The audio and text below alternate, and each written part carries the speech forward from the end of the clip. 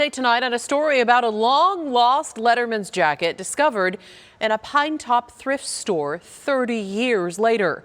Jed Motley couldn't afford to purchase his jacket after designing it back in the 90s.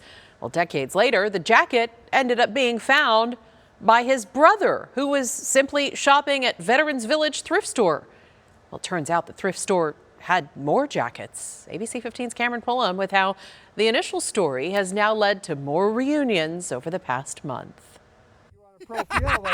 It was a moment of fate for Chaparral High grad Jed Motley. I remember designing it, but never saw the final product. So when I saw it, I just couldn't, it was mind-blowing. His high school letterman jacket he couldn't afford to pick up back in the 90s, discovered by his brother 30 years later in a Pinetop thrift store. The place was like, we thought this was weird, that we just thought these were sample jackets. That's because last year, Veterans Village got a donation from a man whose business had recently shut down in Mesa. He brought us up an 8x10 trailer full of patches and jackets. Many of which had names, graduation dates, and of course the patches students had worked so hard to earn. A lot of kids never got these jackets. We thought they were displays. And then when Jake found his brother's jacket, it was like, oh my God. We had sold hundreds of these jackets. Maggie Heath says she quickly put what remained aside. Following our story, she was flooded with calls from people hoping